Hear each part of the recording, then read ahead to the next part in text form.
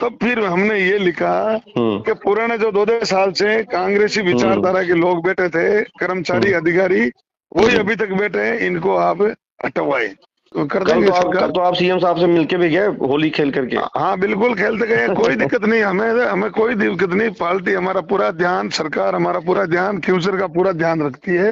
जी। सारे जो विकास के काम है क्यूसर को प्रायोरिटी के लेवल पर लेकर के आम लोगों को पानी कैसे मिले, लाइट बिजली कैसे मिले, सब लोगों के हित में काम हो रहा है और बढ़िया सिस्टम से चल रहा है। ये तो कई पुराने जो 2-2 साल से बैठे हैं, वो उनमें से कई अभी तबादला जो बैंड खुले थे उसमें हुए, कई वो रह गए। जैसे रेवेन्यू की लिस्ट नहीं है हमारे, जी। रेवेन्यू विभाग की कोई लिस्ट जारी नहीं हुई पूरे राजस्थान में, जी। तो वहाँ वो कोई पुराने अधिकारी बैठे हैं, तो वो माइंडली थोड़ा है इसके बारे में, तो हो जाएंगे अभी विधानसभा सत्र खत्म होने के बाद। हाँ विधायक जी नमस्ते। जी नमस्ते, नमस्ते सर, नमस्ते। संतोष पांडे बोल रहा हूँ जयपुर से, पोलटाक जी एडिटर हूँ, पत्रकार। जी जी। एक आप जो कह रहे हैं कि ये खबरें छपी हैं, आपने लेटर 30 तारीख को लिखा था कि सीएम साहब को हमारे इलाके में अभी भी सरकार जो है एक तरह से जो सिस्टम है वो बेनीमाल के हिसाब से चल रहा है।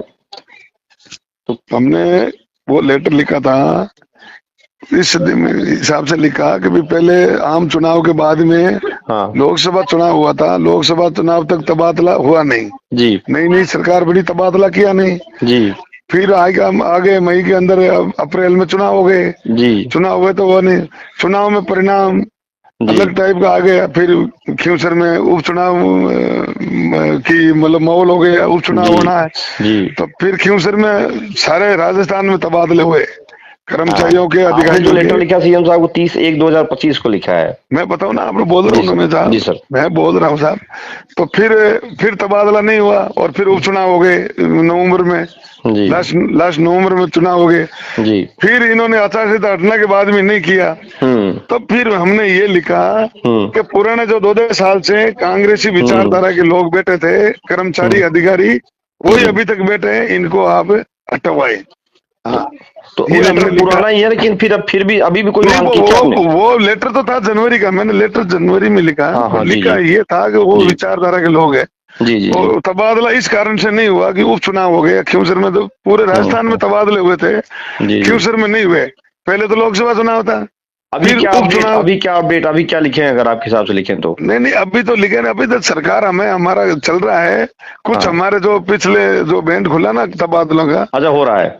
तो हमारे उसमें हुआ है, और कुछ कोई रहा है तो सरकार अपना, आप जो विधानसभा चल रही है सत्र खत्म होने के बाद में वो अपना आप कोई होगा तो हम बताएंगे सरकार को, तो अवगत करवाएंगे, तो जरूर कर देंगे सरकार। तो आप सीएम साहब से मिलके भी गए होली खेल करके? हाँ बिल्कुल खेलते गए, कोई दिक्कत नहीं, हमें कोई दिक्कत नहीं। पार्टी हमारा पूरा ध्यान, सरकार हमारा पूरा ध्यान, क्यूसर का पूरा ध्यान रखती है।